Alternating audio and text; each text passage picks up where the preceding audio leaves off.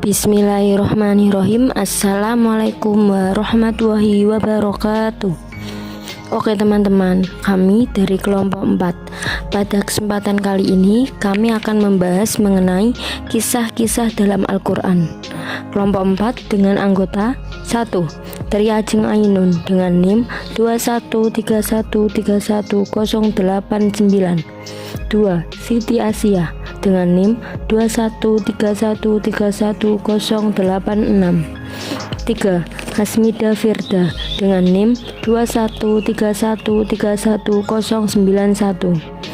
4. Nur Mahmudah dengan NIM 213131096. 5. Raulatul Kolbiah dengan NIM 213131083.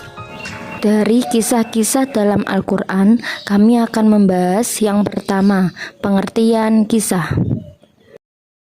Pengertian kisah.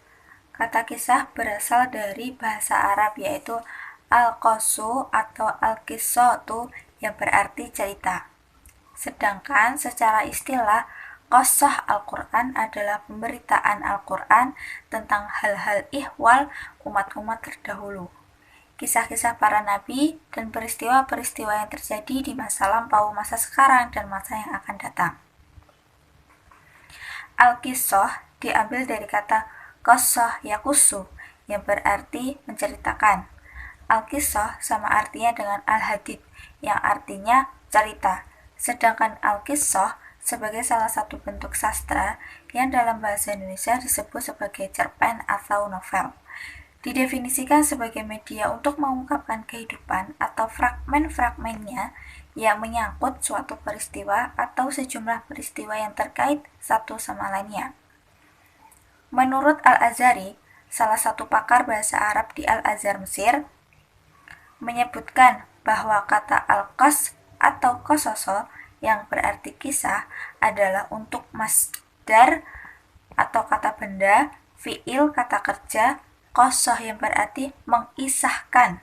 Jadi, kisah adalah cerita dari suatu kejadian yang sudah diketahui sebelumnya.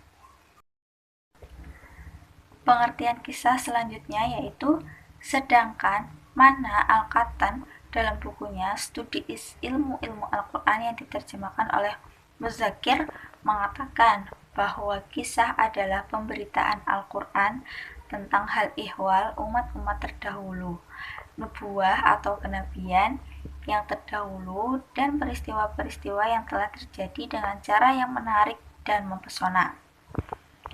Adapun Al-Qissah dalam Al-Quran tampaknya artinya lebih dekat kepada At-Tariq daripada Al-Qissah sebagai bentuk sastra modern. Hal ini apabila ditinjau dari segi isi yang dikandungnya yang sama-sama menceritakan peristiwa, kurikulum yang benar-benar terjadi. Adanya sebagian kisah-kisah Al-Quran yang disampaikan secara berulang-ulang dengan berbagai versi yang berbeda, tentu saja menimbulkan berbagai tanggapan dari para musafir. Ada sebagian musafir yang menggunakan pendekatan sejarah, ada pula yang menggunakan pendekatan sastra. Macam-macam kisah dalam Al-Quran. Kisah-kisah dalam Al-Quran terbagi menjadi 3 bagian, yaitu yang pertama, kisah para nabi dan rasul terdahulu. Di dalam Al-Quran tidak semua kisah nabi dan rasul disebutkan kisahnya. Nabi dan rasul yang disebutkan hanya 25, mulai dari Nabi Adam alaihissalam sampai Nabi Muhammad SAW. Dari 25 nabi dan rasul yang disebutkan, apabila dilihat dari panjang dan pendeknya kisah, dibagi menjadi 4, yaitu yang pertama, panjang dan berikut rinciannya, seperti kisah Nabi Muhammad, Nabi Yusuf, Nabi Musa, Nabi Isa, dan lain-lain. Yang kedua, perinciannya sedang-sedang saja. Dalam hal ini termasuk cerita Nabi Nuh, Nabi Adam, dan lain-lain. Yang ketiga, kisah yang rinciannya pendek, bahkan pendek sekali, seperti kisah Nabi Hud, Nabi Solih, dan lainnya. Sedangkan yang pendek sekali seperti kisah Nabi Zakaria yang hanya disebutkan ketika kelahiran Yahya dan ketika menanggung biaya Maryam. Yang keempat, kisah yang hanya diisyaratkan atau disinggung saja, Bahkan tidak disinggung kecuali hanya sekilas sifat pelaku saja seperti kisah Nabi Idris, Nabi Ilyas, Nabi Zulkifli, dan lainnya. Macam-macam kisah dalam Al-Quran. Yang kedua adalah kisah umat, tokoh atau pribadi bukan Nabi, dan peristiwa masa lalu. Tokoh yang pertama kali dikisahkan dalam Al-Quran adalah dua orang putra Nabi Adam sendiri, yaitu Qabil dan Habil. Al-Quran menceritakan ketika Qabil membunuh saudaranya sendiri karena akibat dari sifat dengkinya. Selain kisah Qabil dan Habil, masih banyak kisah-kisah dalam Al-Quran yang ada di dalam Al-Quran, seperti kisah Qorun, kisah peperangan antara Jalut dan Tolut, kisah tentang Ashabul Kahfi, kisah Raja Zulkarnain, kisah kaum Ashabul Uhdud, dan lainnya. Yang ketiga, kisah-kisah yang terjadi pada zaman Nabi Muhammad SAW. Beberapa kisah yang terjadi pada zaman Nabi Muhammad juga disebutkan dalam Al-Quran. Salah satunya ketika sebelum Nabi lahir, tentara bergajah melakukan penyerbuan ke Mekah yang bertujuan untuk menghancurkan Ka'bah. Penyerbuan dipimpin oleh Raja Abraha. Diceritakan pula kisah Nabi Muhammad waktu kecil dengan statusnya sebagai yatim dan peristiwa setelah beliau diangkat menjadi Rasul, yaitu peristiwa Isra Mi'raj, hijrah, perang, dan lain-lain. Macam-macam kisah dalam Al-Quran ditinjau dari segi waktu. 1. Kisah-kisah hal-hal gaib yang terjadi pada masa dulu. Maksudnya adalah kisah-kisah dalam Al-Quran yang menceritakan peristiwa pada masa dahulu yang tidak dapat ditangkap oleh panca indera. Contohnya adalah kisah Ashabul Kahfi pada surat Al-Kahfi. 2. Kisah-kisah hal-hal gaib yang terjadi pada masa sekarang. Maksudnya adalah kisah-kisah dalam Al-Quran yang menceritakan hal-hal gaib yang terjadi pada masa sekarang. Peristiwa ini sebenarnya sudah ada sejak dahulu dan masih akan tetap ada hingga masa datang. Contohnya adalah penyabutan nyawa manusia oleh malaikat yang diterangkan dalam surat An-Nazi'at. 3. Kisah-kisah hal-hal gaib yang terjadi pada masa yang akan datang. Maksudnya adalah kisah-kisah Al-Quran yang akan terjadi pada masa yang akan datang, yang belum terjadi pada masa turunnya Al-Quran. Contohnya, kemenangan bangsa Romawi atas Persia yang diterangkan dalam surat Ar-Rum. Jauh dari segi pelaku. A. Malaikat, seperti kisah malaikat yang datang pada Nabi Ibrahim dan Lut dalam surat Al-Hud ayat 69 sampai 83. B. Jin, seperti kisah jin pada masa Nabi Sulaiman yang terdapat pada surat As-Saba ayat 12. C. Manusia, banyak sekali kisah-kisah manusia dalam Al-Quran, baik itu para nabi, orang-orang soleh, ataupun orang pembangkang. D. Binatang, seperti kisah semut dan burung hudud pada masa Nabi Sulaiman yang terdapat pada surat An-Naml ayat 18-20. Ditinjau dari segi kondisi ketaatan perilaku dan tindakannya. A. Kondisi orang-orang yang taat pada Allah. Mereka adalah orang yang menjalankan perintah Allah. Contohnya seperti para orang soleh, para nabi, dan para rasul. B. Kondisi orang-orang yang membangkang. Mereka adalah orang yang tidak taat pada Allah. Contohnya adalah Fir'aun dan Namrud. Tujuan kisah dalam Al-Quran. Kisah umat yang terdahulu terdapat di Al-Quran, yaitu semata-mata hanya untuk mewujudkan maksud atau tujuan, baik tujuan keagamaan maupun tujuan moral. Dan di dalam kisah-kisah Al-Quran mempunyai tujuan agung yang terdapat di dalamnya ialah 1. Membenarkan wahyu dan risalah ilahi dengan membuktikan bahwa Al-Quran benar-benar penjelasan yang menyangkut segala sesuatu secara menyeluruh.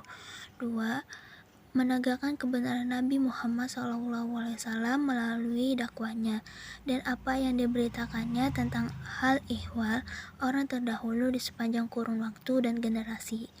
3. Mengisyaratkan kesatuan semua agama samawi atau yang disampaikan para rasul. 4. Memberikan penjelasan metode dakwah para rasul ialah sama, dan penerimaan kaum mereka terhadap ajarannya juga hampir sama. 5. Hubungan erat antara semua syariat dan agama. 6. Menerangkan kemenangan para rasul dan kebinasaan yang menginginkan para rasul. 7. Menerangkan kekuasaan Allah dalam menampilkan hal-hal luar biasa yang disebut mukjizat. 8. Menerangkan akibat amal kebaikan dan akibat amal kejahatan. Tujuan umum kisah yang berlaku dalam komunitas sosial Arab ialah adanya unsur tugas sosial yang harus diemban oleh kisah suatu komunitas sosial dan dipersembahkan bagi kehidupan, yang merupakan kewajiban yang berlaku bagi semua, seperti berupa bentuk seni, yaitu seni musik, seni pahat, maupun lain sebagainya. Hikmah kisah dalam Al-Quran.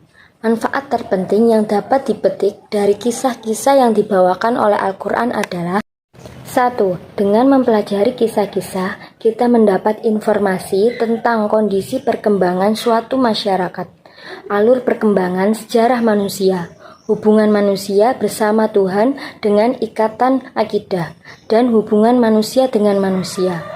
2. Meneguhkan hati Rasulullah dan hati umatnya atas agama Allah, dan memperkuat kepercayaan orang mukmin tentang menangnya kebenaran dan para pendukungnya serta hancurnya kebatilan. 3. Mengetahui pokok-pokok syariat yang dibawa oleh para nabi. 4. Menyibak kebohongan ahli kitab dengan hujah yang membenarkan keterangan dan petunjuk yang mereka sembunyikan, dan menentang isi kitab mereka sendiri sebelum kitab itu dirubah dan diganti. 5. Menarik perhatian dan memantapkan pesan-pesan yang terkandung di dalamnya ke dalam jiwa. 6. Peringatan kepada orang-orang kafir akan akibat terus-menerusnya mereka dalam kekufuran. 7. Menanamkan akhlakul karimah dan budi pekerti yang mulia. Relevansi kisah dalam pendidikan. Hubungan kisah dalam Al-Quran dengan pendidikan. Dapat diambil contoh tentang kisah Nabi Yusuf alaihissalam dalam Al-Quran.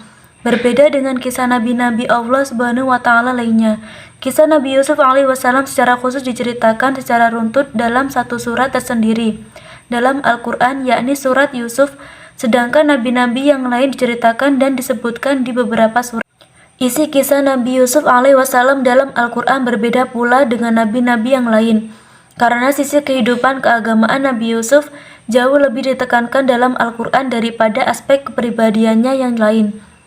Maka kisah ini mengandung nilai-nilai pendidikan abadi yang sangat bermanfaat bagi kehidupan ini. Sifat dari nilai-nilai pendidikan ini bersifat universal serta abadi sebagai pedoman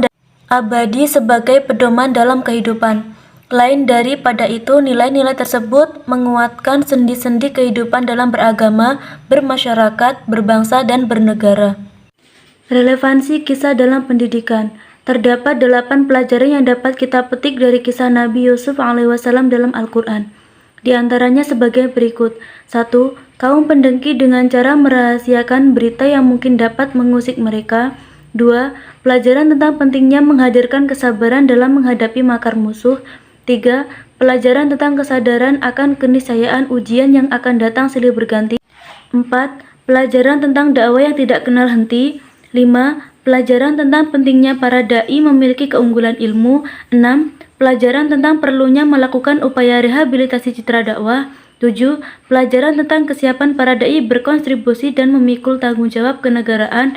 8. Pelajaran tentang keharusan berbuat baik dan memaafkan kesalahan kaum pendaki. Oke teman-teman, sekian presentasi dari kelompok kami. Kurang lebihnya mohon maaf. Wassalamualaikum warahmatullahi wabarakatuh.